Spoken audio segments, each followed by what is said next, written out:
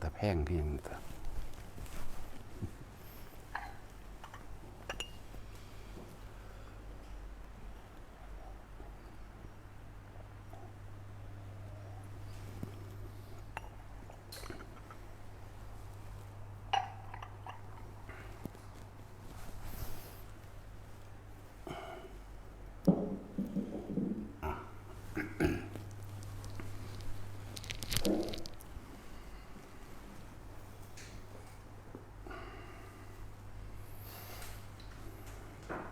ทุกหน่วยงานทุกวงการมีแต่คนโกงมีแต่คนทุจริตเนาะมีแต่คนจ้องที่สิหาผลประโยชน์ส่วนตัว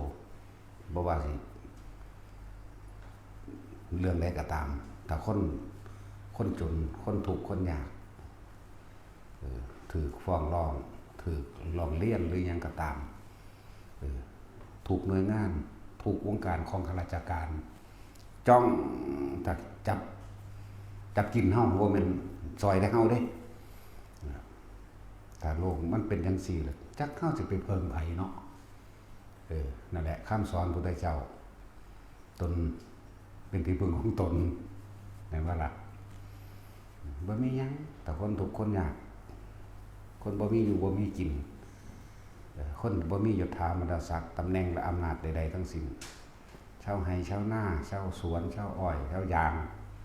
หาอยู่หากินรับจ้างไปวันๆว่าแต่มีคนไปฟ้องอันใดอันหนึ่งพวกข้าราชการตัวดีนี่เมื่อใดก็ตามคือสิหาช่องว่างในการที่เอารัดเอาเปรียบเด้บ่แม่นสิซอยเด้เนาะลูกเขาอีหานั่นจังสันอีหลีเด้สันดานจังสันอีหลีเด้ข้าราชการเป็นตัวแทนพระเจ้าแผ่นดินเด้ข้าราชการเป็นหน่วยงานรับใช้ประชาชนเด้บำรุงสุขหรือบำบัดทุกข์ให้กับราษฎรคนยากจนเป็นผู้ที่เข้ามาสิมีหน้าที่ทำการประสานสมานมิตรเพื่อทำให้เกิดความเข้าใจกฎหมายก็เอาไว้ถ้าเป็นเรื่องประสานสมานมิตรเอาไว้ถ้าเหตุให้เกิดความสามัคคีปรองดองเป็นเครื่องกั้นอันหนึ่งเพื่อที่จะลดอารมณ์ลดโทษลดความรุนแรงนั่นบ่แต่ว่าเขาบ่เป็นจังซั่นเด้เขาสิหาวิธีเพราะอะไรจังว่าอันนี้เพราะกูได้ประโยชน์กูนี่กูหาวิธีซอกแซกเอาทันทีเด้เนาะเป็นจังซั่นอีหลีเด้ลูกเขาอีแตกมาเนาะวางแมงบนทุกคนเด้นั่นแหละแบบนั้นอีหลีตั้งแต่เฮาพบมานี่แต่เฮาเป็นคนโชคร้ายปอตั้งแต่พวกจังซี่เนาะอีหลีเด้ล่ะมันมีแต่แนวจังซี่เด้ซั่นนั่นแหละแต่เฮาบ่ต่อสู้เฮาก็บ่รอดเฮาต้องสู้นะเพราะว่าทุกวงการทุกหน่วยงานทุกข้าราชการคอยจ้องแต่สิเอาเปรียบโดยใส่คำว่าเป็นข้าราชการโดยใส่คำว่ากฎหมายเขามาหาวิธีเฮ็ดจังได๋สิได้ผลประโยชน์ส่วนตัวในตัวเองเด้เนาะเป็นอีหลีนั่นแหละแล้วเขาก็เข้าใจว่าเขานี่เป็นเจ้านายเด้เนาะเขาบ่เข้าใจได้ว่าเขามาเป็นทำหน้าที่บำบัดทุกข์ต่างๆบำรุงสุขให้เกิดขึ้นหรือเป็นหน่วยงานที่ทำความเข้าใจซึ่งกันและกันในระหว่างประชาชนกับประชาชนเวลาทะเลาะกันหมายว่าล่ะในระหว่างเรื่องความบ่เข้าใจหลายๆอย่างเกี่ยวกับการที่ดินก็ตามการกฎหมายรถก็ตามการก่อสร้างนั่นนี่การบุกรุกที่ดินซึ่งกันและกันแบบนี้นะคือต้องมาเว้าอธิบายขยายความให้เกิดความเข้าใจเลยให้ตกลงกันแล้วก็คลี่คลายไปแต่ว่าอันนี้บ่แม่นเด้คือสิเข้าข้างผู้ใดผู้หนึ่งแต่คิดว่าเขาจะเอาเงินจ้างเนาะเขาจะเอาเงินจ้างปั๊บเข้าหาผู้นั้นเด้เอาแบบนี้เอาแบบนี้เอาแบบนี้เด้นี่มันเป็นจังซี่เด้ค่อยสอดส่องหาช่องว่างที่สิเอาเปรียบหรือหาผลประโยชน์ใส่ตัวนี่ พวกนี้มันทุกย่างก้าวมีแต่การวางแผนเด็กเนาะมันสิวางแผนว่าเฮ็ดจังไดกูสิได้กินส่วนตัวกูเด้อาศัยอำนาจในตำแหน่งหน้าที่การงานกูเป็นหัวหน้าส่วนลูกน้องก็สิพ่อเอาพ่อลูกน้องคือกันเด้เห็นบ่อันนี้ผู้อำนวยการผออันนี้รองอันนี้นี่แต่ละผู้แต่ละคนผู้อำนวยการกูก็สิจ้องเอาพ่อกูรองก็สิจ้องพ่อกูแต่ละหน้าที่การงานกูก็จ้องเอาพ่อกูเด้โอ้ยจังสิไปอาศัยไผเนาะฉะนั้นต้องอาศัยตนเองนี่คำสอนพระพุทธเจ้าเป็นอมตะเป็นความจริงเป็นของบ่ตายเด้อตนแรกเป็นที่พึ่งของตนนั่นแหละในแนวใดมันสิสัตว์ใดสัตว์แมงหมดแล้วเนาะบ่ต้องมีคุณธรรมก็ได้หรอกเพราะบางอย่างมันก็บ่มีคุณธรรมคือกันของเฮานี่ถือหลักการเรียกว่า เวรย่อมระงับด้วยการฆ่าเจ้ากรรมนายเวรของเฮานั่นว่าสั่นมันบ่แล้ว สั่นแหละ ของบางอย่างเถอะก็เป็นแบบนั้นแหละเฮานี่เอาตามพระพุทธเจ้าเด้สมัยเสวยชาติเป็นพระโพธิสัตว์บางอย่างเพิ่นก็ฆ่าได้ยังสงบได้แล้วมากูเอาขึ้นหลังเนาะ สั่นแล้ว หลายอย่างอยู่เด้นะพวกเฮาบ่เรียนรู้เพิ่นซื่อๆเด้ล่ะเนาะเนี่ยคือเพิ่นฆ่ายักษ์เด้ซั่นยักษ์นี่ทุกเดือนสิมาจับคนไว้นะเพิ่นมันก็สิกากินมื้อละคนนั่นแหละก็ไปคุยแล้วว่าให้เลิกได้บ่ถือศีล5ได้บ่แล้วก็บอกอานิสงส์ของการมีศีล5แบบนี้เจ้าสิไปดีแบบนี้อายุยืนแบบนี้แล้วก็บอกโทษของมันเจ้าสิอายุสั้นพันตายเจ้าสิตกนรกแบบนี้แต่ว่ามันบ่ฟังแหมเนื้อมันบ่ฟังก็ตีนถืบคอมันตัวเนาะตายเสร็จดังงาน สั่นแล้วมันก็มีอยู่เด้ล่ะโอ้ยหังอ่านหังเอาเขาใส่จิตวิญญาณเฮานี่โอ้ยหังลึกซึ้งแยบคายคือหยังนี่เพียงแต่พวกเฮาบ่ได้ศึกษาซื่อๆโดยบ่มีวิธีการแก้ไขปัญหาในเหตุการณ์จิตที่ควรข่มก็ข่มเด้ข่มเจ้าของก็ควรข่มผู้อื่นก็ข่มคือกันนี่จักว่าล่ะเหมือนว่าบุคคลที่ควรยกย่องก็ควรยกย่องบุคคลที่ควรปลอบก็ควรปลอบบุคคลที่ควรขับก็ควรขับเด้อเนาะนั่นแหละแต่เฮาที่ถืออยู่อย่างนึงคือเอาธรรมเป็นใหญ่อันใดที่บ่ถูกต้องโดยธรรมเฮาบ่ฟังเฮาก็สิต่อสู้โดยวิธีเฮาคือกันกฎหมายกับศีลธรรมมันไกลกันหลายอยู่เด้เนาะกฎหมายว่าตั้งโรงฆ่าสัตว์นี่งัวควายเนาะไก่เป็ดถูกกฎหมายหากันค้าเหล้าถูกกฎหมายค้าอาวุธถูกกฎหมายค้ายาพิษถูกกฎหมายนั่นบ่ซั่นกินหัวคิ้วติดต่อแรงงานถูกกฎหมายแต่เรื่องของธรรมบ่ถูกจักอย่างเห็นบ่นี่นั่นแหละกฎหมายใดก็สร้างที่บ่มีคุณธรรมเป็นอันว่าเสื่อมนะเสื่อมแน่นอน คือเวลาเขาว่าผิดกฎหมายที่สร้างอีหยังขึ้นผิดกฎหมายโลดเอากฎหมายนี่มันก็ต้องมีคนผู้ใดผู้หนึ่งที่เสียชีวิตและทรัพย์สินเด้มันจึงสิเอิ้นว่าผิดกฎหมายมันต้องมีผู้เดือดร้อนเด้แม่นบ่ซื่อๆก็เพราะว่ามันผิดนั่นผิดนี่ผิดแม่มึงบ่ซั่นแล้วหาแต่เรื่องนะแทนที่สิอธิบายนั่นนี่นะเฮาก็เลยบางอย่างเฮาถ้าเว้ากันบ่ฟังก็สิใช้แต่อำนาจหน้าที่แล้วก็ตำแหน่งเขามาหาผลประโยชน์ส่วนตัวแทรกซ้อนมาในการหาผลประโยชน์สำนักงานใดก็สร้างแมงเด้คือกันเบิดนั่นแหละตำรวจเห็นบ่น่ะก็ซัดกันเพราะตำรวจอยู่แท้ที่จริงก็คือผลประโยชน์บ่ลงตัวซื่อๆเด้เนาะเอาแม่ถ้ามันบ่แม่นให้กูตายบ่ลูกเนาะถ้ามันแม่นให้สู้ตายมันจะบ่ได้ตายเบิดบ่ สั่นแหละผลประโยชน์บ่ลงตัวมีหยังแต่เว้าเรื่องหมู่พระสงฆ์องค์เจ้าทั้งหลายสร้างวัดสร้างว่านี่ผิดปึ๊ดจักแม่นหยังเนาะหาแต่คำว่ากฎหมายแล้วมาผิดบัดนักการเมืองโกงกินกันคือว่าจับกันบุเนาะทำท่าอื้ออ้าไปแล้วก็ ฮอดยามวันเกิดก็ไปแฮปปี้เบิร์ธเดย์ทูยูอยู่คือเก่าอยู่หามึงนี่เนาะ เอาของขวัญอันนั้นอันนี้ไปกันอยู่ก็เล่นเกมคืออย่างนี้ธรรมดาบ่พวกบ่จักหยังกันศูนย์ไปนำเขาได้บัดนี้เวลาเห็นเขาผิดเถียงกันอยู่ในโรงละครเนาะโรงสภาก็อยู่โรงละครโรงแสดงอันนั้นไปว่าทั้งนี้ก็ศูนย์นำเขาเฮ็ดคนกับคนเชียร์ไฟมันตีกันฆ่ากันตายก็มีเด่นโอ้ยสั่งบ่จักมาพอบ่มีสมองบ่มีสมองอีหลีเด้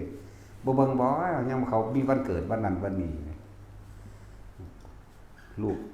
ชายลูกสาวเขาแต่งงานเขาไปอวยพรกันซื้อของขวัญให้กันเนาะวันเกิดเขาเองหรือวันเกิดเมียเขาหรือวันเกิดลูกเขาหรืออีหยังก็แล้วแต่ที่เขาจะร้องไปเขาก็ไปนำกันเด้อล่ะนั่นแหละเล่กลเกมยังต่างๆแต่ท่านเขาแน่อย่าเป็นบ้าของเขาหลายไปฝากชีวิตอีหยังไว้กับผู้อื่นเนาะเถียงกันคักๆแล้วไปดำหน้าเอาเองอยู่ผู้ไปตัดอ้อยก็ตัดอ้อยเอาเองกู้มั่นเอาเองกรีดยางเอาเองผู้รับจ้างขับรถก็รับจ้างขับรถคือเก่าผู้ขายกับเขากับน้ำก็ขายไปคือเก่านั่นแหละเนาะนั่นแหละน้ำมันกับแพงคือเก่าค่าแรงก็ถือคือเก่านะจึงเป็นแมงแบบนั่นแหละให้มองเห็นภัยในวัฏฏะสงสารนี่ให้มองเห็นสารพัดภัยในการเกิดเฮาก็บ่อาจสามารถไปจัดการจัดแจงอีหยังได้ดอกเนาะแต่สิ่งที่เฮาจัดการได้ก็คือตัวเฮาเองควบคุมตัวเองได้อยู่แต่ควบคุมผู้อื่นบ่ได้หรอกมองเห็นโทษเห็นภัยต่างๆแล้วก็มุ่งหน้าฝึกหัดปฏิบัติธรรมนั่นแหละ หลายอย่างเลยดอกในที่เฮามู่สงสืบเหยียบย่ำทำลายมันเรื่อยๆระเบียบการของการสร้างวัดหรือสถานธรรมเด้อตามความเป็นจริงมันแล้วเวลาเฮาไปขอการสร้างวัดโดยระเบียบให้สำนักพุทธเป็นผู้นำมันบ่ล่ะเวลาเฮาไปยืนขอปุ๊บเขาก็สิถามเฮาศาลามีไปศาลามีสร้างศาลาหรือยังมีห้องน้ำกี่ห้องมีกุฏิกี่หลังมีพระกี่รูปแล้วถ่ายรูปมาเด้อแม่นบ่ถ่ายรูปไปที่นี่ก็เตรียมเอกสารเกี่ยวกับที่ดินนั้นๆนี่ไปที่หลังเด็กเขาบอกให้เฮาเฮ็ดก่อนแม่นบ่ล่ะเขาบอกให้เฮาเฮ็ดซะก่อนหมายถึงสร้างขึ้นมาเลยซะก่อนบ่มีผู้ใดอนุญาตโดยที่ดินว่างเปล่าที่ดินรกร้างหรือที่ดินเสื่อมโทรมโดยเป่าๆนี่บ่มีนี่คือความจริงมันเป็นแบบนี้แต่ทางด้านกฎหมายผู้สิเอาผิดบุกรุกมันบ่บุกรุกโลดโอ้ยกับแนวนั้นเบิดประเทศนี่แหละเนาะเฮ็ดเฮือนก็คือกันแม่นบ่แท็กซี่เวลาเฮาสร้างบ้านนี่นะเฮาก็สร้างไปซะก่อนบ้านนี้เฮาไปขอบ้านเลขที่แล้วล่ะบ่เสร็จทรัพย์แล้วบ่ต่อไฟหรือยังมีห้องน้ำหรือยังมีห้องน้ำห้องส้วมหรือยังเดี๋ยวจะเข้าไปตรวจเด้อไปเบิ่งผ่านกันให้บ้านเลขที่แม่นบ่ซั่นบ่ได้ให้มาก่อนสิมีบ้านเด้แม่นบ่เดี๋ยวมันเป็นหยังคือยากเป็นผู้เขาแตกมาหรือว่าเวลาเฮาสิสร้างอันนั้นอันนี้เนาะเราสิสร้างวัดสร้างบ้านโอ้ยบัดภาคใต้ยิ่งกันตายตุ่มตามอยู่กันบ่ไปคนเอาคันบ่ไปตีข้าวพัดวื้อกับพี่ปีกออกเนาะกับพื้ขึ้นมาเอาเป็นเอาตายกันเนี่ยเป็นหยังมันเป็นเรื่องข้อขาดบาดตายแท้ๆเด่นนะเนาะบาดหมู่พระสงฆ์องค์แก้วที่มาสร้างวัดผิดกฎหมายหมดแม่นบ่ล่ะมันเป็นไปบ่ได้ที่อยู่ซื่อๆสิบุกลุกเข้าไปถางเอาเลยของไผกูก็บ่รู้ล่ะเนาะมันเป็นไปบ่ได้บ่ว่าป่าสงวนบ่ว่าสปกบ่ว่าที่ดินคนอื่นหรือมีโฉนดก็ตามมันเป็นไปบ่ได้เหมือนกับซั่นมันก็บุกสร้างเอาบางหันบางนี้ซั่นตัวเนาะมันก็ต้องมีการตกลงซื้อขายแลกเปลี่ยนกันเป็นธรรมดาบัดนี้เขาว่าสปกซื้อขายไม่ได้เต็มธนาคารอยู่แม่นบ่ล่ะผู้ใดก็อยู่ในธนาคารเด้เนาะ แต่ซื้อขายบ่ได้มันคือเข้าธนาคารได้ก็นั่นแหละซื้อขายก็เลยดีบ่ดีรับซื้อคืนไร่ละ50,000ปิดไว้เนาะว้ายแฉมันนั่นล่ะเว้ยอันความจริงนี่แหมความจริงเป็นสิ่งบ่ตายตัวเนาะนั่นแล้วบัดนี้พระเมาเหล้าแน่ไม่แต่สิจับสึกบัดคนเมาเหล้ากันบ่จับโอ้มันแปลกเวลาถ้าลังเทื่อเขาก็กินยาดองด้วยน้ำมูเท่าแต่ว่ามันกินหลายโพดมันเลยเซ่เนาะแต่สินลังเทื่อก็กินพญานาคมันสู้บ่ได้พญานาคมันเจ็บหัวจับสึกแล้วได้คนจักแม่นอีหยังมันก็เป็นเรื่องของสงฆ์เกี่ยวกับพระวินัยละเอียดนะวินัยของพระของสงฆ์นี่ละเอียดละออยิ่งกว่ากฎหมายโลกก็แล้วกันนะฉันไปฆ่าคนตายสักวันนั้นเป็นอย่างหนึ่งเนาะ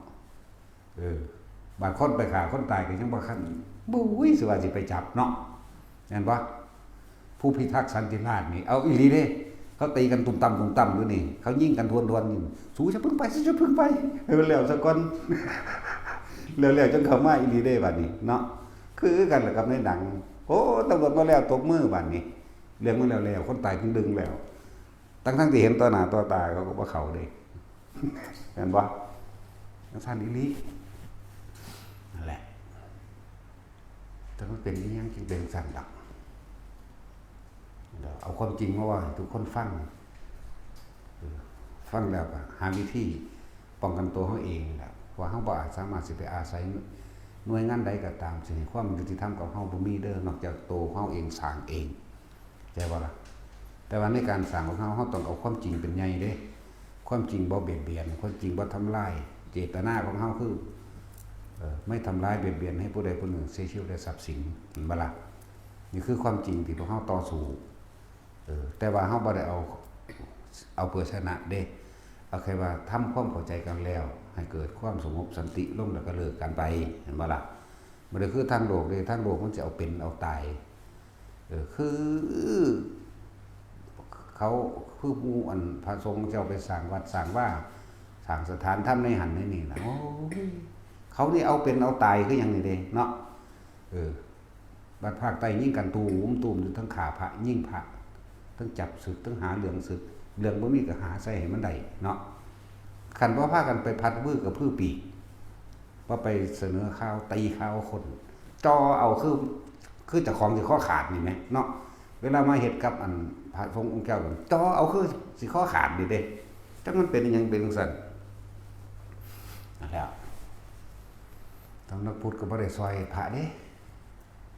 ถ้าว่าแต่มีคนไปฟ้องอะไรเป็นคือตำรวจพระมาจับพระแม่นบ่แทนที่สิออกหน้าออกตาปกป้องสมมุติว่ามีคนไปฟ้องว่าพระเป็นจังซั่นจังซี่เดี๋ยวเรื่องอันนี้มันเป็นเรื่องของสงฆ์เด้อเดี๋ยวให้เดี๋ยวสิแจ้งไปยังเจ้าคณะตำบลอำเภอหรือจังหวัดให้เขาเจ้าคุยกันเองซะก่อนเด้อพวกเจ้าจะเพิ่งไปตัดสินนั่นบ่ล่ะอันนี้จับศึกแล้วก็มีเนาะเฮ็ดไปเลยก็มีคนกินยาบ้าเต็มบ้านเต็มเมืองอยู่กันบ่ขาบาดเอาพระศึกพระนี่คือขาเด้จากว่าคันบ่ไปขาคนเมาเหล้าเต็มบ้านเต็มเมืองอยู่คันบ่ไปจับนั่นบ่คือบ่พัดวื้อกับพื้อข่าวออกบ่เปิดเพลงจะบ่มตีกันทนทานอยู่เนาะโอ้ยอันนี้ดำคนนึงดอกแต่ว่าเฮ็ดเป็นเรื่องยิ่งใหญ่มากโหฬารเด้เนาะนั่นแหละเตือนคนที่ยังมีความศรัทธาในพุทธศาสนาอยู่ทั้งหลายแล้วนั่นก็คือพวกกลุ่มคนหรือเซาะก่อนบ่อนทำลายพระพุทธศาสนาเด้อจะไปเชื่อเขาหลายเด้อเขาสิพัดวื้อกับพื้อข่าวเพื่อให้เกิดความเสื่อมโดยศรัทธาลงเด้จากบ่ล่ะเขาเอาเรื่องพุทธศาสนาเสื่อมบ่เสื่อมเด้ถ้ามันผิดจริงก็เป็นเรื่องของบุคคลคนผู้นั้นเห็นบ่ล่ะมันบ่แม่นเรื่องของส่วนรวมบ่สั่นสิยืนมาได้มา2,000 กว่าปีวันนี้บ่เด้อนี่เนาะมันเป็นเรื่องที่เฮาต้องพิสูจน์เขาโดยตัวเฮาเองเรื่องธรรมะนี่ นั่นแหละบ่แม่นเรื่องส่วนรวมพุทธศาสนาเสื่อมแล้วบ่มีทางผู้ใดปฏิบัติดีปฏิบัติโดยตนเอง เข้าใจมรรคมีองค์8รู้อริยสัจสี่ปฏิจจสมุปบาทและอนิจจังทุกขังอนัตตาว่างออกจากความยึดมั่นถือมั่นได้โลกนั้นก็บ่ว่างสถานที่นั้นก็บ่ว่างบุคคลผู้นั้นก็บ่ว่างจากความเป็นอรหันต์ดอกให้มั่นใจในมรรคในหนทางเจ้าของที่เจ้าของเดินพี่แล้วแต่เฮาสิเว้าเรื่องตามความเป็นจริงจริงๆพระสงฆ์องค์เจ้าผู้เพิ่นสร้างวัดสร้างว่าหรือนั่นเด้ถ้าเพิ่นบ่มีบุญบารมีจริงๆถ้าเพิ่นบ่แน่จริงเพิ่นอยู่บ่ได้เด้เพราะว่าบ่มีคนศรัทธาแม่นบ่ถ้าบ่มีคนศรัทธาแล้วก็บ่มีผู้ใดเข้าวัดถ้าบ่มีผู้ใดเข้าวัดก็บ่มีแนวกินก็อยู่บ่ได้แม่นบ่ลองบ่ต้องไปมีกฎหมายหยังมาควบคุมเพิ่นดอกนอกจากเพิ่นทำผิดกฎหมายโลกก็จับไปโลดอันตัวนั้นที่มันเกินไปแล้วแม่นบ่ล่ะรักปล้นจี้จับไปเลยแม่นบ่ซั่นลักปล้นจี้ฆ่าคนมื้อนี้จับไปเลยอันนั้นคือมันเลยวินัยแล้วปาริชิก4นั่นคือเลยวินัยไปแล้วให้จับไปเลยสึกไปเลยก็จะว่าล่ะนี่มันเลยไปวินัยอันอื่นที่นอกเหนือโดยเจตนาอยู่แล้วนะเพิ่นไปอยู่ตะเพิ่นไปสร้างตะเพิ่นถ้าคนบ่ศรัทธาเพิ่นก็อยู่บ่ได้แต่นี่แสดงว่าเพิ่นก็ต้องมีจิตใจเพิ่นสิทรงธรรมอยู่แม่นบ่ล่ะเพิ่นจังไปได้เด้นี่คือความจริงอันนึงบัดนี้นั่นแหละลองปล่อยเขาเจ้าเบิ่งดูแล้วที่เขาเจ้าสร้างก็บ่ได้เอาเงินทางหน่วยงานราชการทั้งใดมาสร้างเลยแม่นบ่ล่ะบ่ได้เอาเงินทางหน่วยงานราชการเลยบ่มีกระทรวงทบวงใดมาสนับสนุนแม้แต่สลึงหนึ่งแม่นบ่ล่ะเงินจากสำนักพุทธนี่ก็บ่เห็นมีเวลาเฮาเข้าไปน่ะเฮ็ดจังซี่เด้อเฮ็ดศาลาก่อนมีพระประธานเฮ็ดกุฏิเฮ็ดห้องน้ำมีพระจักรูปถ่ายรูปมาที่สิเอาเงินให้นั่นเอาเงินไปสร้างซะบ่มีแม่นบ่ล่ะถ้าคนไปฟ้องแล้วก็จอมาด่ากูโลดเนาะแล้วจังมันเป็นแม่มันหยังมันคือบ่ไปประสานสัมพันธ์มิตรแม่นบ่ล่ะคือจอบจะหาช่องว่างเพื่อสิหาผลประโยชน์ส่วนตัว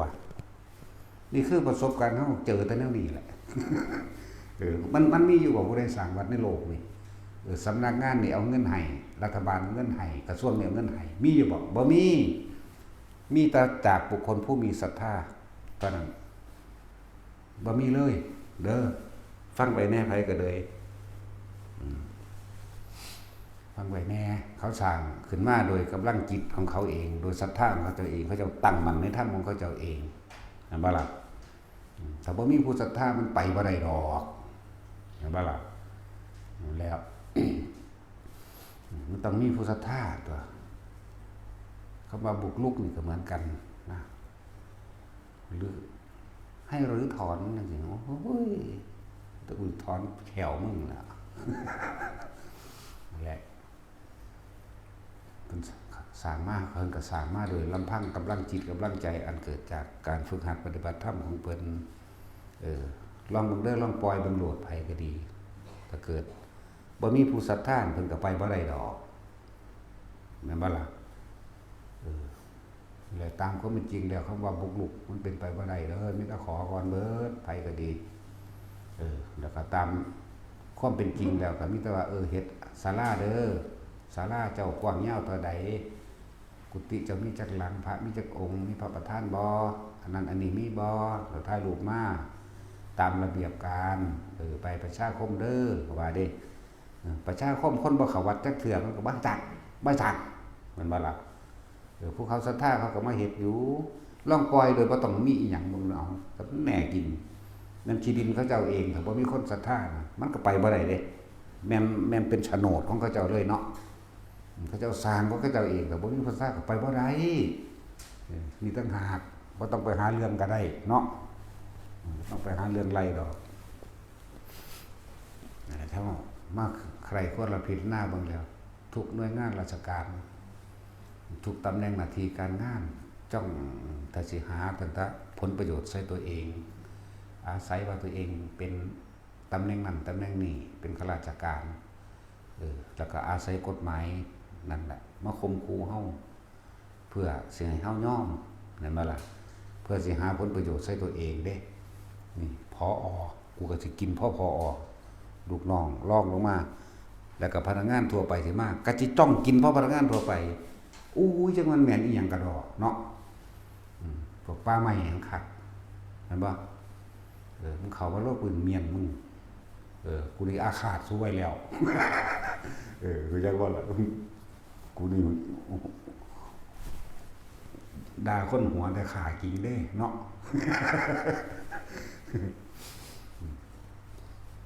บัดเนี้ยมันเขาเอารถสุ่งใส่เป็นเท่าไหร่100สุ่งพันสุ่งนี่คือประจับถูกกฎหมายตินั่นบ่ล่ะซั่นแล้วปุ่นเขาไปขุดเอาแหล่ทองคำอยู่จังหวัดเลยไปแม่ไปผัดมือกับพืชเขาตีขึ้นมารุนแรงเฮ็ดคือสิโอ้ยเสียหายแม่นบ่ประโยชน์ของชาติสมบัติของชาติคือบ่ผัดมือกับพืชเขาขึ้นมาแน่เนาะเห็นว่าแท็กซี่มันว่ามันแม่นไผสั่นไปขุดคือเป็นแค่ได้แต่ประชาชนฟ้องกันมาซื่อๆเขาทักท้วงกันมากับหลุมใส่ตัวนักข่าวมันเนาะหลุมใส่วัตถุช่องมันไหมเนาะทั้งสั้นตัวตั้งแต่พ่อแม่เกิดมาแค่หาผลประโยชน์ส่วนตัวเองคนที่เสียสละเพื่อผู้อื่นใดทุกอย่างเนี่ยนับแต่มุ่งนอนบ่ได้ดอกสว่าสิใส่คนทั้งเบิดเท่าใดล้านโกดกับจักสิมีผู้หนึ่งบ่เนาะ100 คน1,000 คนสิมีคนกล้าอยู่คนผู้หนึ่งจักสิมีบ่มีเด้10,000 แสนล้านคนสิมีคนมีสัจจะจักคนผู้หนึ่งจักสิหาได้หรือบ่ได้ใน10,000 แสนล้านคนแต่ในคนทั้งโลกนี่ตลอดนับอสงไขยจักบ่ฮู้ว่าเท่าใดล่ะจึงจักหาบุคคลผู้เสียสละเพื่อผู้อื่นได้สักคนหนึ่งสักเพียง1 คนเนาะนั่นแหละยากตัวผู้ใดมีหน้าที่ตำแหน่งหยังก็จะเอาอาศัยหน้าที่ตำแหน่งนั้นหาผลประโยชน์โอ้ยกูก็เงินหลายบ่มีค่าเด้นั่นจักว่าล่ะเฮาบ่ยกมือไหว้เด้คนที่บ่มีคุณธรรมบ่ยกมือไหว้เฮาบ่เอาของสูงไปแลกของต่ำหรอกเนาะไหว้บ่ได้เจ้าจะเป็นไผก็สร้างนะเป็นญาติพี่น้องทั้งในฐานะใดก็ตามบ่มีทางนั่นแล้วนักปราชญ์เจ้าเพิ่นตำหนิตัวจักล่ะเกิดมาตายสอกันอยู่แล้วสิย่านหยังก็เอาความจริงแหละความตายเอาความตายกับความจริงตายกับความจริงจักว่าล่ะตายกับความจริงตัวตายโดยอุดมคติอันประเสริฐคือการได้เกิดมารับใช้ผู้อื่นโดยความจริงใจโดยไม่หวังสิ่งใดตอบแทนโดยพร้อมจักว่าล่ะมีว่าแบบนี้บ่มีข้าราชการว่าพวกเจ้าเป็นอย่างถ้าว่ามีเงินจ้างพวกเจ้าก็ว่าทำพวกเจ้าก็เสียสละตัวเองดอกเนาะถ้าว่ามีเงินจ้างเงินเดือนเท่านั้นเท่านี้ยศนั้นยศนี้เอาแม่เถอะทำมันเป็นแค่อาชีพเลี้ยงลูกเลี้ยงเมียเจ้าของเองซื่อเนาะเลี้ยงลูกเลี้ยงเมียเลี้ยงลูกเลี้ยงผัวซื่อค่อยจ้องจะหาช่องสิกินเท่านั้นเด้ส่วนโตนั่นแหละอย่าเว้าว่าเสียสละแต่บ่มีเงินจ้างเป็นดอกไผก็เลยเนาะมีแต่พระอีหลีนี่แหละว่าได้มีเงินจ้างดอกเขาอยู่โดยศรัทธาของเขาถ้าเขาบ่ได้กินเขาอยู่บ่ได้ยังว่าอยู่ลองปล่อยเบิ่งเด้อนั่นบ่ล่ะปล่อยเอาสิเฮ็ดได้ส่ำใดบ่มีคนใส่บาตรไปจังหันจบนี่แหมบ่หาจังตะไปรังควานอันหาเรื่องให้เขาเจ้าผิดก็ได้ดอกมันก็ต้องมีภูมิจิตภูมิธรรมในตัวเขาเจ้าเองมันต้องมีความจริงใจมีสัจจะอยู่ในของเขาเจ้าเองตัวเขาเจ้าก็รู้สัจธรรมของเขาเจ้าในตัวเองนี่แหละเขาเจ้าก็เสียสละเพื่อผู้อื่นได้ละอันนั้นนั่นบ่ล่ะถึงเป็นไปได้หาแต่เรื่องคิดแต่ว่าผู้อื่นสิคือเจ้าของเนาะแล้วผลประโยชน์ทั้งสั้นทั้งสี่เจ้าของเป็นแนวใดเลยคิดว่าผู้อื่นสิเป็นคือเจ้าของนี่คนทั้งโลกกันบอกแต่ของยังเลี้ยงลูกเลี้ยงเมียอยู่หากินหาอยู่เพื่อเมียเพื่อลูกเจ้าของเองเนาะเจ้าของเป็นแบบนั้นแล้วคิดว่าผู้อื่นสิเป็นพระแท้ๆเขาบ่ได้มีอีหยังเด้เขาก็เฮ็ดไปจังซั่นซื่อเฮ็ดไปสร้างตายเนาะ จะหลงตัวเดิมตุนเนาะแต่สิตั้งตำรวจทั้งทหารข้าราชการจะร่ำรวยถึง10,000 ล้านสุดท้ายก็ตายเสมอกันเนาะบ่ได้ยินว่าฟังเพลงอยู่บ่พวกเจ้าสุดท้ายก็หากินสามตายมันยินว่าโยโย่นั่นน่ะ ท่านเลยสุดท้ายก็แค่หากินสามตายนึงเฮาได้สร้างอีหยังไว้ก่อนที่เฮาสิตายเฮาคือบ่สละความเห็นแก่ตัวขึ้นแก่โลกสมบัติของโลกขี้ดินบ่แม่นว่าจังเป็นเจ้าของขี้ดินอยู่สมบัติของโลกยุทธามดาศักดิ์เอาขึ้นแก่โลกสติเห็นบ่ล่ะความเห็นแก่ตัวก็ขึ้นแก่โลกกันตัวเป็นรถล่ามาขี่ยังกระสร้างนั่นแหละเงินทองใส่ให้มันเป็นประโยชน์ตัวถ้าผู้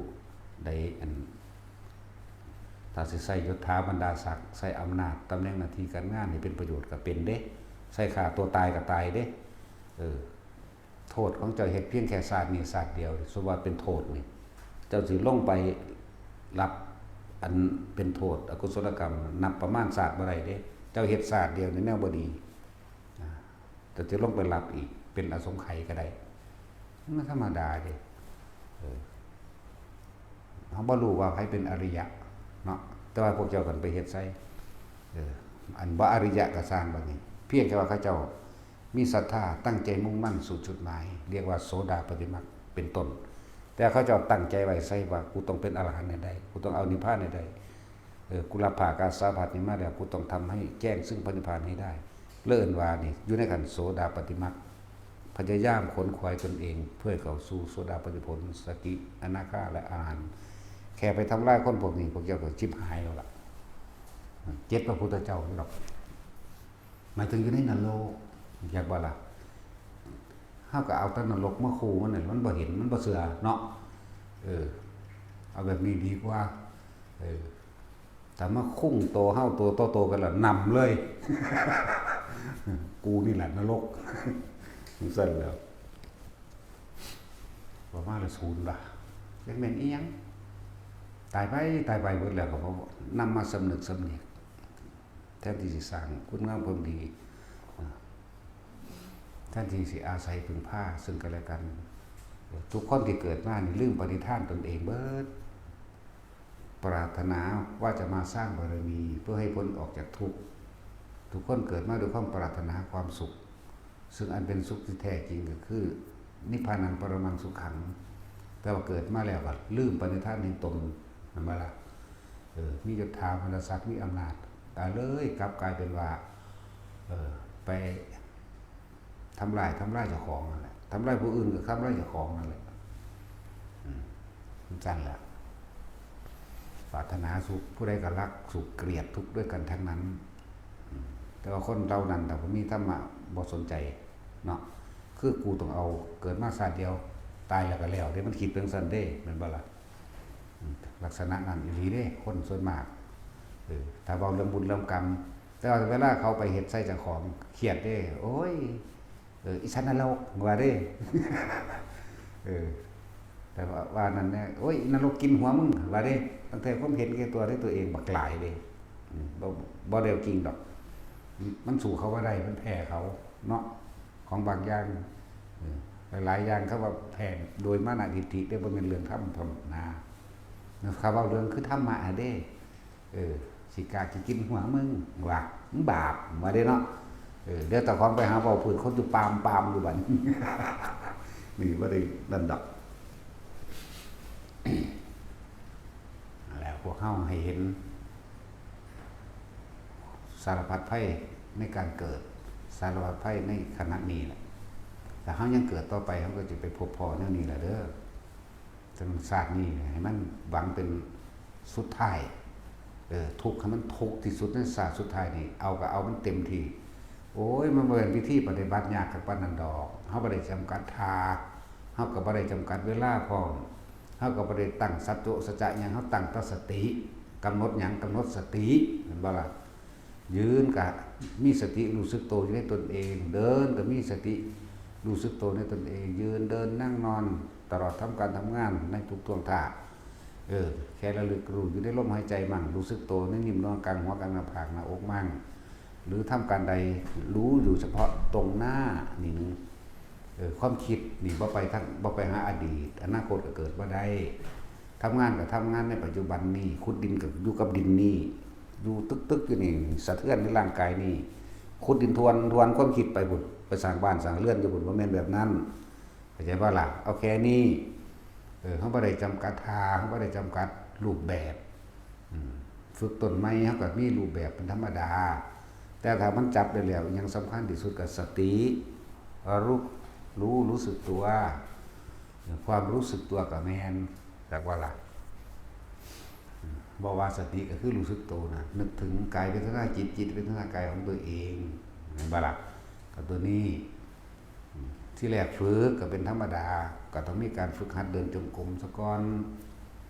เดินเพื่ออย่างเดินเพื่อให้สติมั่นคงตั้งอยู่ในฐานที่ตั้งแห่งจิตคือกายเวทนาจิตเวทนากายร่วมกันแล้วเป็นหนึ่ง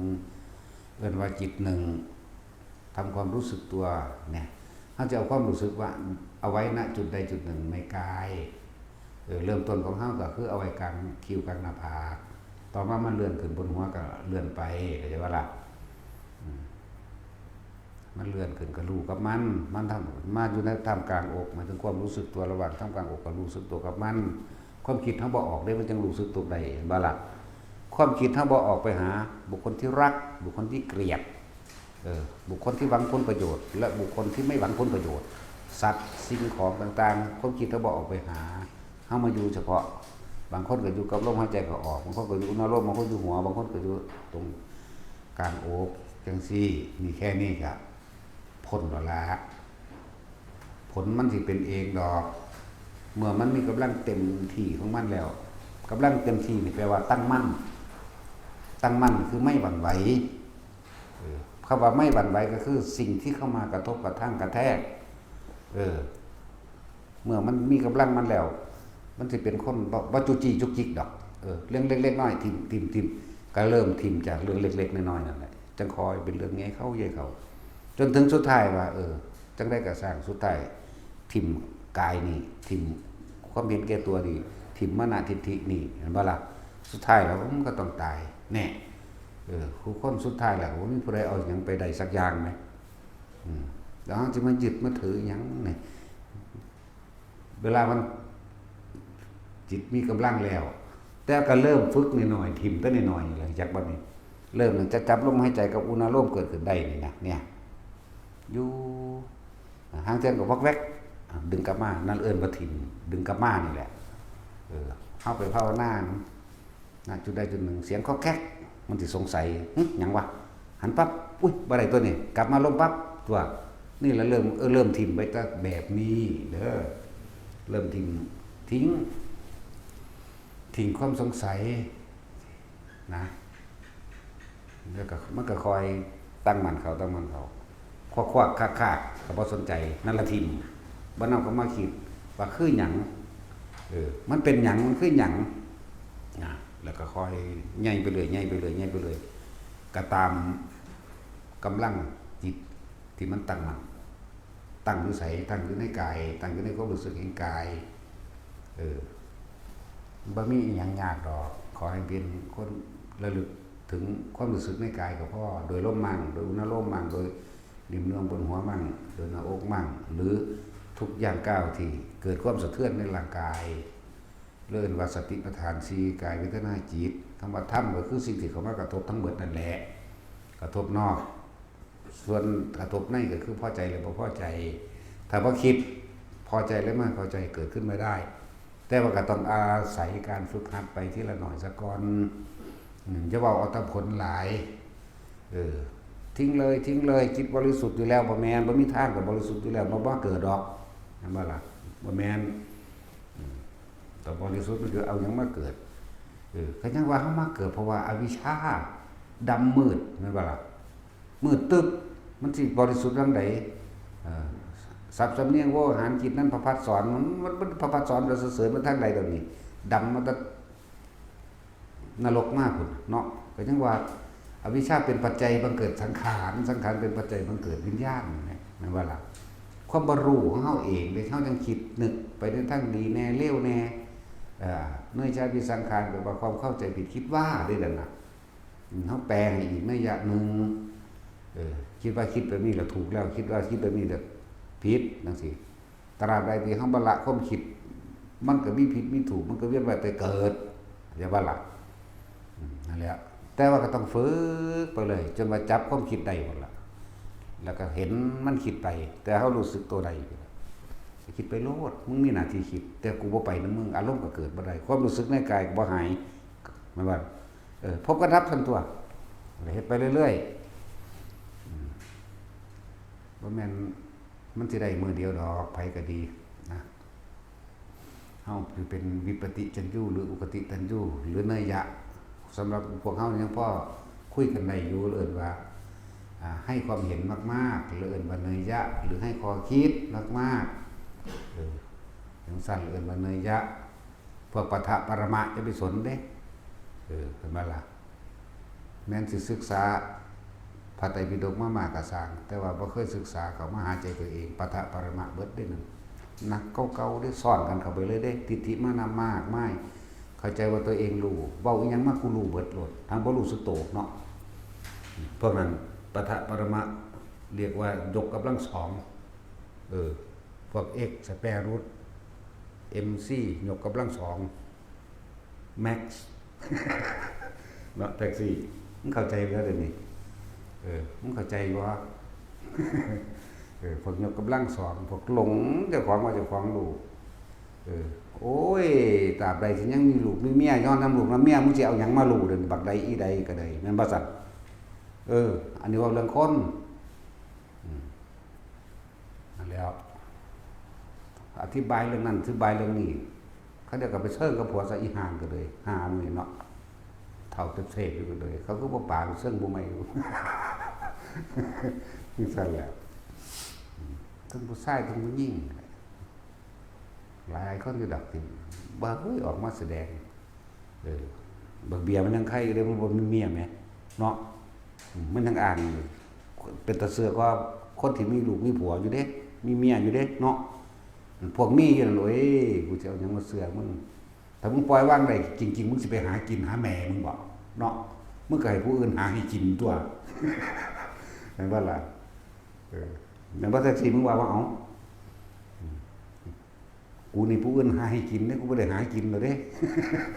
เอาบ่เอาตัวเองออกแรกสิเอาไผ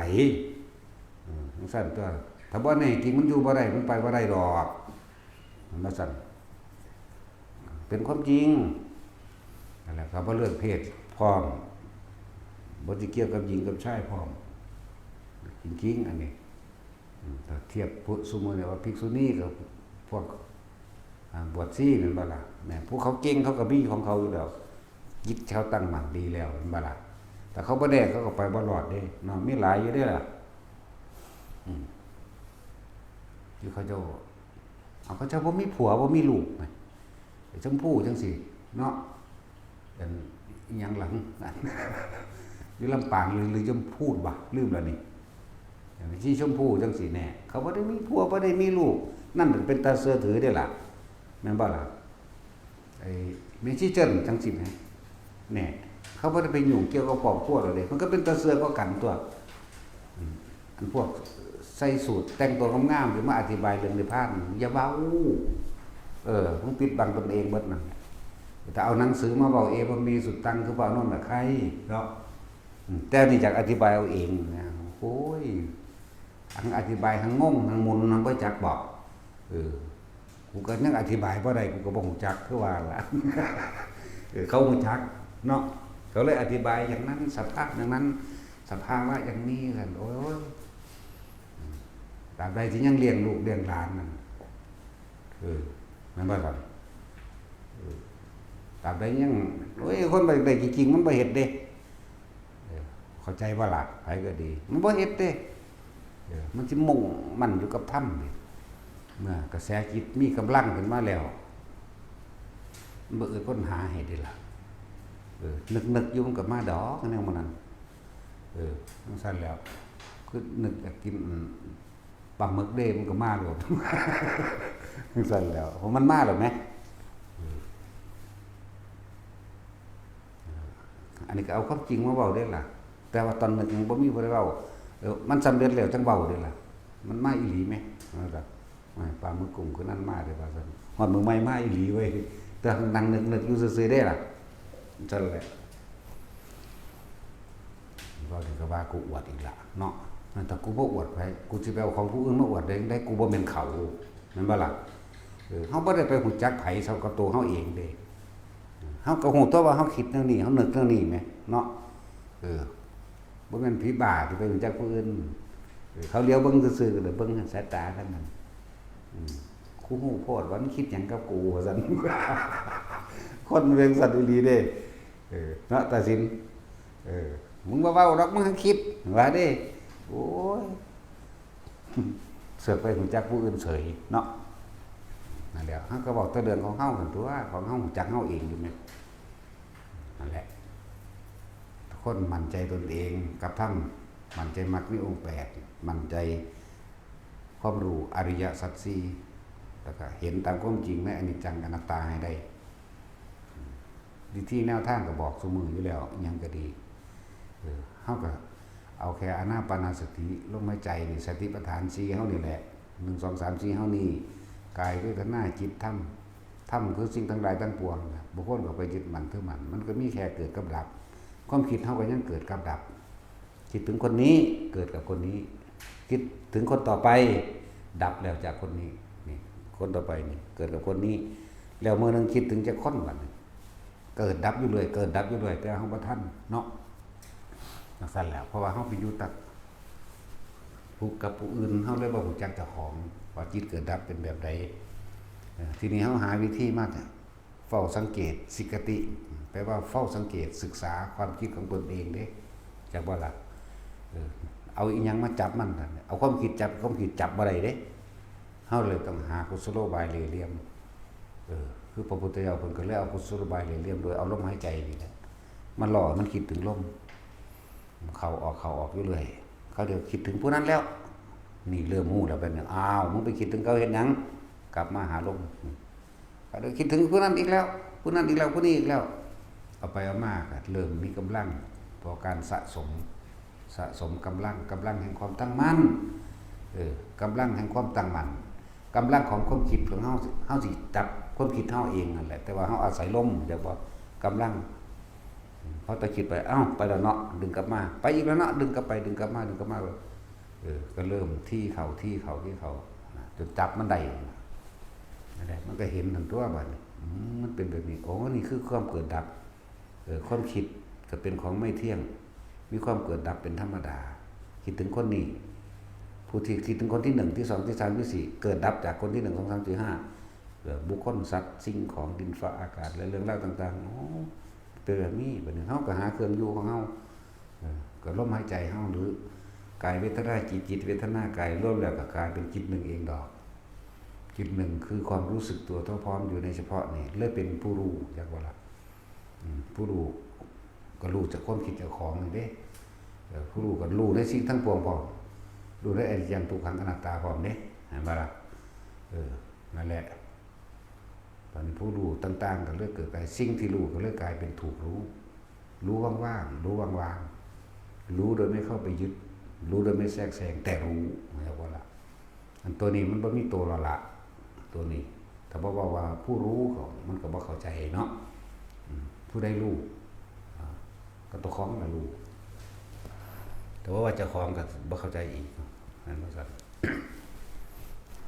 และอื่นว่าว่างจากสิ่งที่รู้ว่างจากสิ่งที่มีเฮาเห็นทั้งเบิดเฮาบ่ไปคิดกับไผเลยล่ะผู้นั้นคือสิหลายแต่ว่ามันคืองามแต่ว่าเฮาบ่ไปคิดได้ล่ะเฮาก็เห็นอยู่ได้ล่ะเห็นบ่ล่ะอ้วนหรือขาวดำเฮาก็เห็นอยู่นี่ก็รู้ว่าอ้วนนั่นแหละมันว่าสัตว์ก็รู้ว่าขาวก็รู้ว่าดำแต่ว่าเฮาบ่ไปปรุงแต่งต่อกับเขานั่นแล้วเมื่อบ่คิดบ่นึกบ่ปรุงบ่แต่งในความอยากให้มันเป็นอยากให้มันได้อยากให้มันดีอยากให้มันมีอารมณ์มันก็เกิดบ่ได้ก็รู้ซื่อๆตัวบัดนี้มันว่าล่ะจิตที่ไม่มีที่ตั้งความคิดบ่ไปคิดหาคนผู้นั้นผู้นี้เมื่อบ่ไปคิดหาคนผู้นั้นผู้นี้อารมณ์ความรู้สึกเกิดขึ้นบ่ได้พบก็ดับนั่นแหละจับลมเข้าไว้ไปก็ดีเกิดหยังก็สร้างคิดไม่ออกบอกไม่ถูกอย่าพึ่ง กลับมาลมโลดลมอุณาโลมความรู้สึกบนหัวนิ่มน่วงมั่งตาอกมั่งก็บ่แม่นว่าสิเฮ็ดอยู่อันเดียวตลอดดอกซ่อมๆเบิ่งไปก็ดีเฮาก็สะสมหลายอันหลายอย่างล่ะตะกี้ก็ดี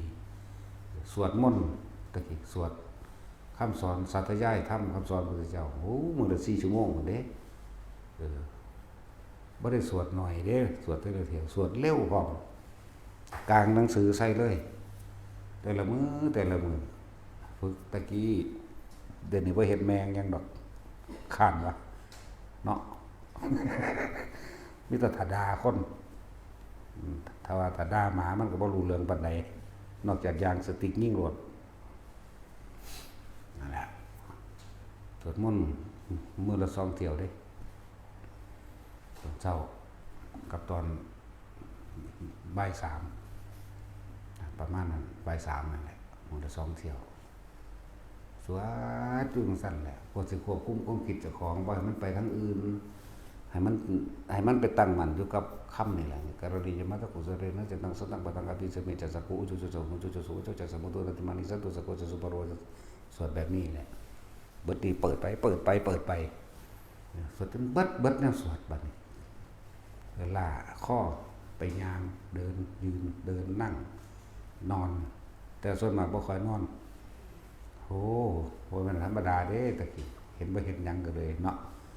บ่ค่อยนอนเด้ซังมันเป็นแมงเด้อก็ผูกเจ้าของไว้นำกบใหม่ก็ตัวที่ล่ะไปเบิดนั่นแหละปานนั้นก็ยังง่ายๆละงานคือเก่าอยู่ผูกขนาดผูกทองใส่ไว้บัดนี้ก็ผูกทั้งหมู่ผูกลงคือหมู่ทั้งยืนนั่นแหละผูกนี่ผูกระหว่างนี่ผ่ามาพันผูกนี้ตัวนั้นมันก็ยังเตะเสะอยู่คือเก่าอยู่โอ้มันเก่งมันอย่างนี้เนาะนั่นแหละฝึกตนเองเฮาเฮ็ดหาเด้เดี๋ยวก็ฝึกตนเองน่ะหาเครื่องอยู่ของตนหาอะไรที่มันถูกกับตนเองก็ซาวหาบ่ทุกอันทุกอย่างแสวงหาทุกอันทุกอย่างมันก็อาศัยจากกันกำลังจากการสัตยายสวดมนต์คำสอนพระพุทธเจ้าแน่อาศัยกันเดินอาศัยกันยืนนี่หลายๆมันคอยสะสมมาจนเรามันตั้งจิตจับจุดใด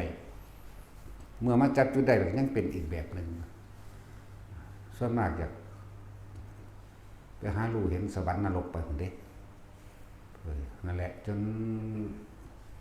เพลินบ่รู้สึกตัวต่างโดนต่างนั่นจนหลวงปู่หลวงตาคนมากฟาดกับบางไห้จักบอกจังเข้าใจคำว่าโอ้ยมานอนเป็นหมูเป็นหมาบ่ฮู้เมื่อหยังความเพียรก็ย่อหย่อนหยังโอ้ยสารพัดย่อหย่อนจังใดคนบ่หลับบ่นอนบ่เป็นหลายมื้อแล้วนี่ ดันเอาอยู่เพราะสนิไงเนาะปานนั้นจังเว้าว่าโอ้ยหมาขี้คร้านหยังบ่รู้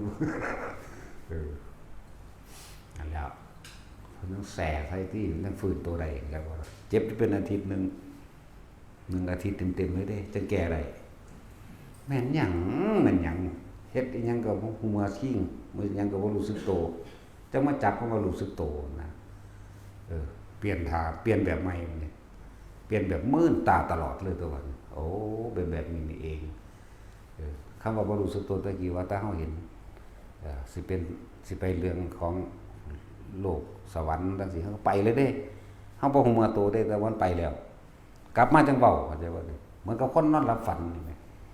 จังเอามาเว้านะแต่ก็บ่ค่อยเว้าปานใดดอกพออยู่ผู้เดียวมันไปเพลินกับเขานรกก็คือกันก็ไปเพลินไปตามมิติต่างๆสิไปเพลินไปเลยบ่ได้ฮู้จักตัวเด้นั่นแหละเบิ่งของลึกลับอันนั้นอันนี้ก็ว่าบ่แม่นว่าสิตั้งใจไปเบิ่งเด้มันไปจังซั่นมันก็ไปโลดนะมันไปเลยมันเบิดกำลังมันก็กลับขึ้นมาใช่มั้ยมันเอาใหม่มันบ่รู้สึกตัวเลยจับความรู้สึกตัววิธีอันนี้ก็คือได้มาจากหลวงปู่หมันเด้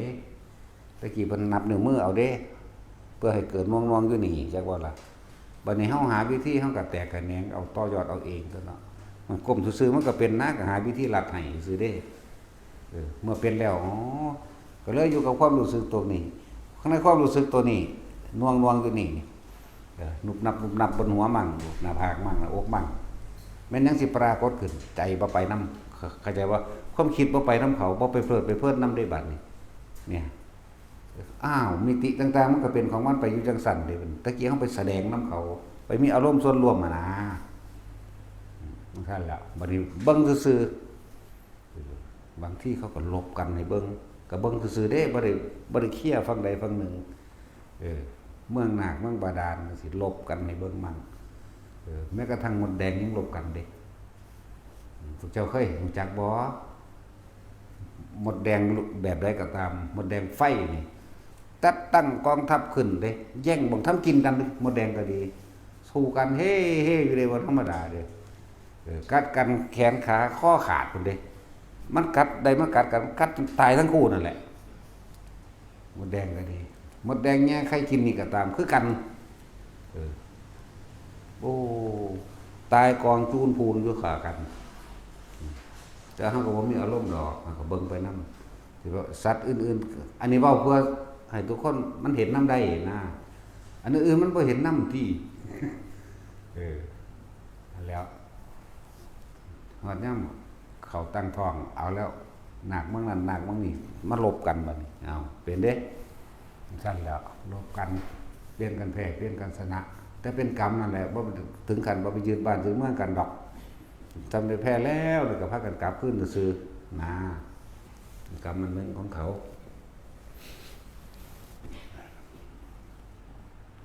สวรรค์วิมานมันปรากฏขึ้นมาเดี๋ยวนี้ก็คือแค่รู้สึกโตอยู่ซื่อๆบ่ไปนำเด้บัดนี้ก็เลยเอิ้นว่าบางจากสิ่งที่มีเพราะว่าเขาบ่คิดลึกปรุงแต่งว่าคือหยังเป็นหยังเขานี่บุญหลายหรือหยังก็บ่มีนะเขาก็เป็นธรรมดาของเขาก็เลยเห็นเป็นธรรมดาเหมือนกันโอ้ยหลายกว่านั้นทั้งว่านี่พูดถึงว่าให้พวกเฮานั่น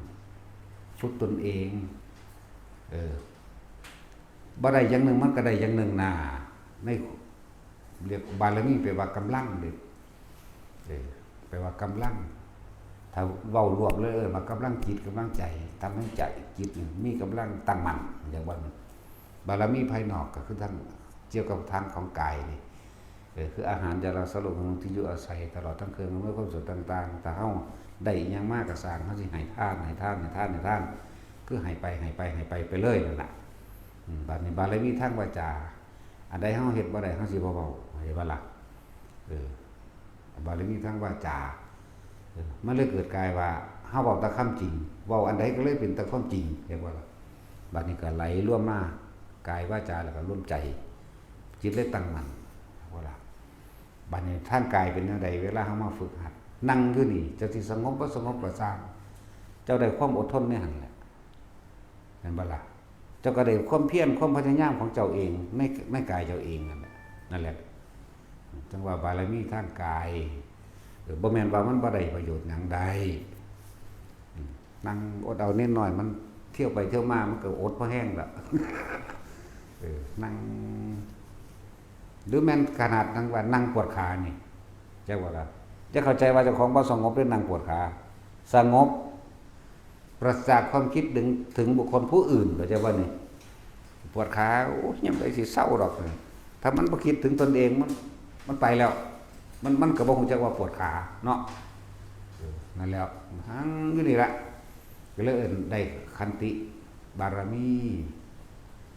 ได้วิริยะมีความเพียรพยายามเอาสร้างแม่งคือนั่งอยู่นี่แหละถึงสิจมไปนำก็สร้างว่ายังไงสิเศร้ามันก็ได้ไปได้โตเมื่อนี้จม20ค่ำมื้ออื่นจม15เนี่ยมันน้อยลงบ่ซั่นมื้อต่อมาจม10น้อยลงก็เลยจมมื้อละเทื่อ2เทื่อนะมันก็ได้เอาไปมาบ่จมตัวนั่นแหละมันว่างมันคลายออกคือมันบ่นำมาคิดมันบ่นำเข้ามาคิดความนั้นความนี้อยากได้ดังใจเห็นบ่ล่ะมันก็เลยคลายออกแหละหลายคนที่เข้าใจว่าตัวเองบ่สงบแล้วสงบปราศจากความคิดนึกถึงบุคคลสัตว์สิ่งของสงบจากความปรุงแต่งต่างๆในความอยากได้อะไรอยากเป็นอยากได้แบบนี้อยากเป็นแบบนี้หาแล้ว แต่พอสงบมันบ่รู้สึกตัวได้ว่าเจ็บขาแรกแล้วก็คอยสะสมไปทั้งสี่แล้วเนาะมันไม่ว่าจะได้ทีเดียวดิบางทีเวลาเฮาอยู่ผู้เดียวสิบางที่มันเมื่อยล้าในการเดินการนั่งอ่านหนังสืออ่านธรรมะเนี่ยก็สั่งสมอารมณ์มันเป็นกุศลตัวบัดนี้เห็นบ่ล่ะจะปล่อยให้ความคิดมันไปหาอกุศลให้มันอยู่ให้มันทรงไว้ให้มันรักษาไว้รักษาไว้อ่านจอนี่หนังสือดิฟังอ่านเดินตรงกรมแน่นั่งแน่นอนแน่ตัวเฮ็ดไปสุดทางนั่นแหละบ่ได้จำกัดทาเดี๋ยวก็เข้าใจดอกคำว่าสติคือหยังเดี๋ยวก็เข้าใจเองเมื่อตัวเองเป็นเองถึงเองแล้วเขาสิเข้าใจดอกคำว่าสติคือหยังปัจจุบันคือหยังว่างจากสิ่งที่มีคือหยังนั่นแหละเฮ็ดไปเลยจะไปถามอัตผลมันหลายผู้ใดก็อยากได้ผลเบิดนั่นแหละแต่ว่าอยากได้แล้วมันบ่ได้ถ้าเฮาบ่เฮ็ดเอามันบ่ล่ะมันบ่ได้เกิดกลายเป็นความคิดฟุ้งซ่านรำคาญไปตัวเองที่เป็นแหละเอาไปมาเลยว่ากูบ่มีวาสนาบ้าเด้บ่ต้องอีหยังมากละนิวรณ์หาตัวเดียวนั่นเอาตัวรอดหน้าไปก็ดีเข้าใจบ่นี่กามฉันทะทินิมิทาอุทธัจจะกุจจาวิจิกิจฉาและปฏิฆะอยู่กับลมหายใจกับอุณาโลมได้เอาตัวเองรอดซ้ำนี่เอาตัวเองรอดแล้วเฮาบ่ได้ไปกังวลในความยินดีพอใจในรูปรสกลิ่นเสียงเฮาบ่ได้ไปสงสัยหยังแล้วความคิดมันบ่ออกแหมเข้าใจบ่ล่ะความคิดมันบ่ออกจากลมหายใจครับความรู้สึกในกายอุณาโลมนี่หรือปิตินี่เข้าใจบ่ล่ะแค่นี้ก็เอาตัวเองรอดแล้วนะเท่านี้นึงได้มันบ่ได้ยากเลยขั้น2ขั้น3 4มันก็เป็นของมันเอาเองดอกนั่นแหละนิวรณ์ไปว่ากังวลในมรรคในผลก็แม่นอย่าว่าล่ะ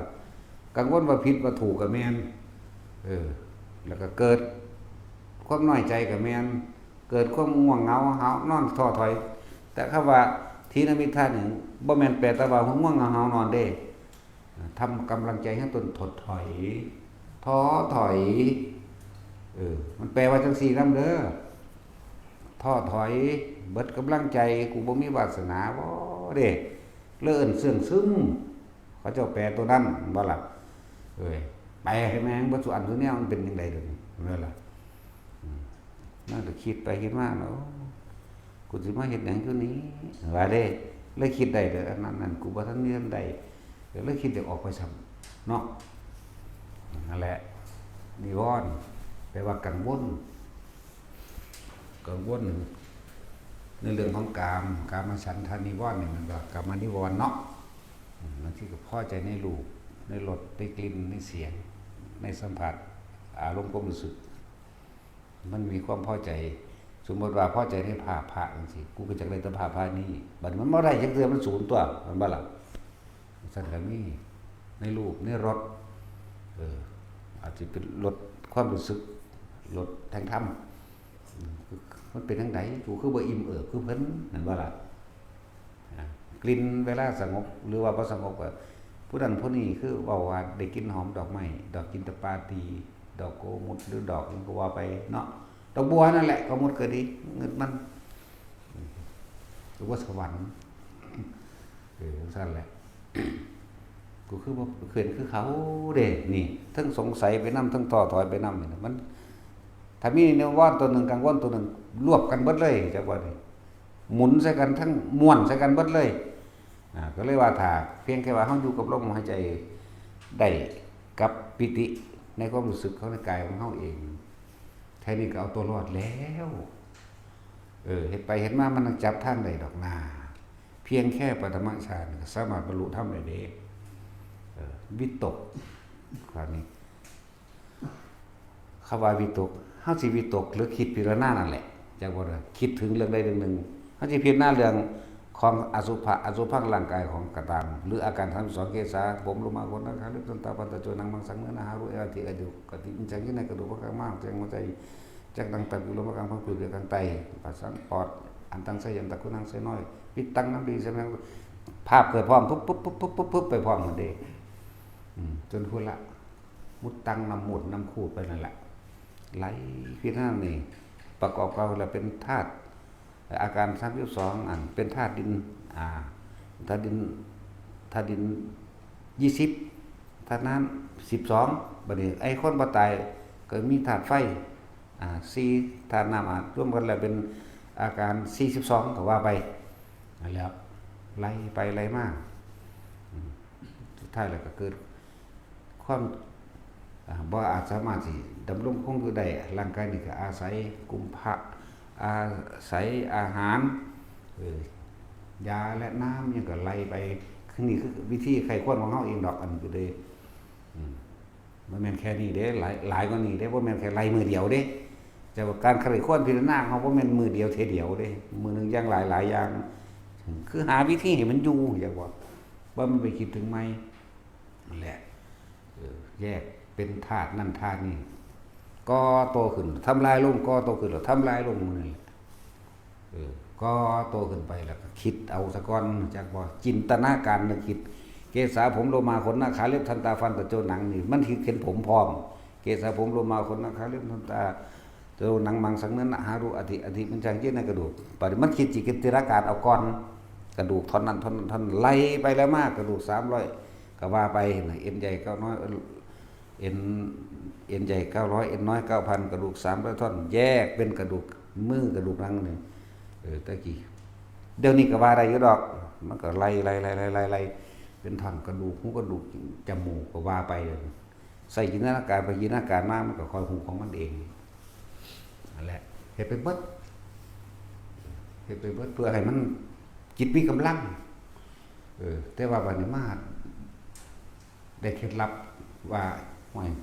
อยู่แค่นี้มันก็ได้แล้วนะหมายถึงว่าความคิดทั้งบ่ออกไปหาบุคคลสัตว์สิ่งของบ่นึกบ่ปรุงบ่แต่งในความอยากได้อะไรอยากเป็นอย่างมันจบแล้วได้บัดเนี่ยแหละแต่ก็อาศัยเรานั่นเด้เป็นเครื่องพานมาเป็นบันไดอาศัยมันนั่นแหละพระท่านเพิ่นสิเขียนไว้ในวิสุทธิมรรคบอกกรรมฐาน40กว่า40ทัศมีหยังแน่เห็นบ่ล่ะกสิณ10เฮ็ดได้เบิดอสุภะ10ก็เฮ็ดได้เบิดรูปฌาน10รูปฌาน10อาหารปฏิบัติสัญญามื้อนี้ตอนนี้อยู่แค่ว่าเมตตากรุณามุทิตาอุเบกขาสมพรวิหารซื่อๆตอนนี้อยู่ซ้ำนี้บ่เฮ็ดหยังแยกบ่ล่ะได้หยังมากก็มีแต่แบ่งแต่ปันเท่านั้นสารานิยธรรมบ่ขาดผู้ปกป้องหยังจักอย่างให้ผู้อื่นก่อนได้หยังมากก็สร้างให้ผู้อื่นก่อนเบิดสังเกตเบิ่งเด้อถ้าไปบิณฑบาตเอาให้เด็กน้อยล่ะคนหมู่เอาให้เด็กน้อยโลดให้ผู้เฒ่ามันก็ให้แม่นมาจังซี่กันให้บักน้อยๆนี่ก่อนเด็กน้อยตัวบักนี้ก็เลยเนาะนั่นแหละบ่ได้ว่าแต่เด็กน้อยบางทีก็นั้นนี่เขาก็แตกไปซะก่อนก็ได้ตัวบ่อื่นดอกนะท่านขนาดขี้แขวยังเป็นท่านใดจากวันนี้ว่าคนบ่คือคิดพอได้แนวสิเนาะนั่นแหละแล้วเฮาก็แคกกับทมออกท่านใดต้องการอาหารให้ได้อาหารท่านใดต้องการน้ำให้ได้น้ำขอท่านทั้งหลายจะได้อาหารนี่จริงๆด้วยความมีความสุขเถิดแค่นี้นึงได้ล่ะบัดนี้เป็นท่านใดเอาขี้เขียวหมดนั่นน่ะโอ้ยมันอิ่มมันครอบครัวผมบ่จักบ่ซีนค่าแขวตอนไงตัวมาแต่สินถอนออกเบิดแล้วมันมีแนวค่าอยู่บ่เจ้าก็เลยแจ๊กก็ไปนั่งใส่หม่องใดมันมีหมดเด้ก็ไปปรูดออกใส่หม่องหันเด้นั่นแล้วให้ท่านจักว่าล่ะมันบ่จักดอกพวกนี้เฮาเก็บเล็กเก็บน้อยเบิดนั่นแหละนั่นต้องไปบิณฑบาตมันบ่บินกระสร้างเฮาก็มีแนวอื่นให้ผู้อื่นอยู่เนี่ยเฮาก็ย่างไปเรื่อยๆของเฮาเองอยู่แล้วนั่นแล้วหรือว่าสารานิธรรมได้สิ่งใดมาไม่ใช้เองก่อนให้ผู้อื่นก่อนแบ่งปันออกไปเบิดนั่นแล้วจังซี่มันก็มีของมันอยู่แล้วก็เฮ็ดอยู่แค่นี้แหละเดินว่าอยู่ด้วยความเมตตาถ้ารักตัวเองจริงแล้วเราก็เราจะไม่ทำร้ายใครเลยการช่วยเหลือผู้อื่นก็คือการช่วยเหลือตนเองจังว่าล่ะกรุณามุทิตาหรือเฮาบ่เคยอิจฉาริษยาไผทั้งสิ้นแต่มีสิ่งหนึ่งที่รองรับมันแล้วคืออุเบกขาบ่ว่าสิ่งใดสิ่งหนึ่งสิเกิดขึ้นอันนี้ควรอันนี้ไม่ควรมันก็เบิ่งไปอุเบกขานี่เป็นปัญญาเด้อธรรมดาเด้ อุปติสิ่งทั้งหลายทั้งปวงเกิดขึ้นหมายถึงสังขารมาจากอุปติสังขาระมาบวกกันแล้วเป็นอุเบกขาหมายจากว่าสิ่งที่อุบัติขึ้นมาแล้วควรหรือบ่ควรเราเฮาสิจัดการกับมันแบบใดบ่แม่นปล่อยปละละเลยเด้อะไรว่าล่ะคำว่าปล่อยว่างคนละอย่างกันเด้กับปล่อยปละละเลยอันคนว่าอุเบกขาเงียบกูบ่เฮ็ดหยังมันบ่แบบคนนอนหลับโหคนละโลกกันแล้วเด้อนั่นแล้วอันนี้ควรอันนี้บ่ควรก็เบิ่งแต่ว่าเฮาบ่มีอารมณ์ในหันซื่อๆอะไรว่าล่ะนี่นั่นแหละจังว่าพวกเฮาจากนี้มาพบมาพอมาหูมาเห็นแล้วเอาเต็มที่เรียกว่าเฮ็ดเต็มที่สตินี่แหละบ่มันเดินอยู่บนมือบนเว้นก็ได้หรอกมันก็มียืนเดินนอนนั่งแม่กินข้าวกินน้ำแม่นี่เนาะแหละตนแรกเป็นที่บุญของตนในโลกนี้บ่มีผู้ใดเห็นเฮาพ้นจากทุกข์ได้นอกจากตัวเฮาเองเฮาเกิดเฮามาเกิดเองเด้อความรู้สึกต่างๆที่เกิดจากตัวเฮาบ่มีผู้ใดรับให้เฮาได้เวลาเฮาไข้ให้ป่วยว่าบ่มีผู้ใดรับความรู้สึกนี่เฮาเด้เนาะนั่นแล้วสุขทุกข์เอาให้กันบ่ได้ตัวเองเฮ็ดเองล้วนๆเมื่อมาเกิดเองแล้วก็ต้องไม่เกิดเองเมื่อมีความเกิดก็ต้องมีความไม่เกิดวิธีไม่เกิดเพิ่นก็บอกไว้แล้วเอาอานาปานสตินั่นแหละมันจะง่ายเป็นของที่หูดังไผหูดังมันก็มีอยู่แล้วแต่ไปฝึกอย่างอื่นมันก็ไปปรุงแต่งเครื่องกสิณบ่แห้งเนาะกสิณดินก็ไปหาดินสีนั่นแหละสีล้านสีอรุณนั่นแหละปั้นรูปคืบนึงนี่คืบนึงสักก้อนนี่คืบนี่แล้วก็นับสีขอมือแต่ของใส่ตุลูดก็ไปนั่งอยู่ป่าผู้เดียวอีกต้องอาศัยความเงียบสงบอีกสินนั่งก็ใส่บาตรโลดเพียงปากก็ดียังมีฝุ่นสินล่มก็เบิ่งไปใหม่มันไหวมันเป็นดอกของเฮาบ่ได้ยากเลยมันเป็นตะเด็กน้อยพุ่นเนาะนอนเมบอยู่ซ่าน้ำซื่อๆน้องไฟวัดมันนั่งเป็นลึดๆๆๆไปโลดข้างในก็ม่วนเขามันกลายเป็นทรงกลมระยิบระยับว่างวึกโลดเนี่ยบัดนี้ก็มาปรับเอาตัวแต่ว่าบ่ฮู้จักเด้บ่จักว่ามันคือหยังซื่อๆเด้นั่นน่ะบ่จักว่านี่คืออันนี้นี่คืออันนี้นะนึกเล่นๆกันได้อีหลีนะนั่นแหละแต่ว่าใช้เวลาเนาะแต่กูอยากได้แต่แน่จังสิเนาะแต่สิกูบ่ได้อยากได้แต่กูหังได้แต่ว่ากูก็ถิ่มเบิดแล้วเด้บ่เอาใช้เวลาอยู่กับลมดีกว่าดีที่สุดทรัพย์สมบัติใดๆแม่นพวกเฮาสิมีมากหรือบ่มีมากสุดท้ายทุกคนต้องตายจากมันเด้อทุกคนต้องตายจากบุคคลอันเป็นที่รักแม้จะรักมากเลยห่วงใยมากเพียงใดก็ช่างสุดท้ายบ่มีผู้ใดเอาภัยไปนำใดตายเหมือนกันเบิดพยาบาลจะเป็นเงินหลายยุทธาบรรดาศักดิ์เขาขอเป็นเงินทองเศรษฐีหมื่นล้านแสนล้านหรือสิล้านก็สร้างสุดท้ายก็ต้องตายไปเปล่าหมดสิ่งที่ติดตัวเฮาไปได้หยังล่ะมวยบ่เอาไปหยังจักอย่างแล้วกูบ่เอาเด้อเนาะคือปล่อยทิ่มเบิดเลยตัวถ้าผู้ใดยังอยากได้อยู่กับมีบุญกับบาปนั่นบ่ล่ะถ้าเฮาละบุญละบาปบ่ทันได้ละสุขละทุกข์บ่ทันได้มันก็เที่ยวเวียนว่ายตายเกิดผู้ใดอยากละได้ก็ลมหายใจนั่นแหละง่ายบ่บาดถ้าลมหายใจลมคักๆมันบ่ได้มีหยังเด้โอ้ยมันศูนย์ละเอาสมถะ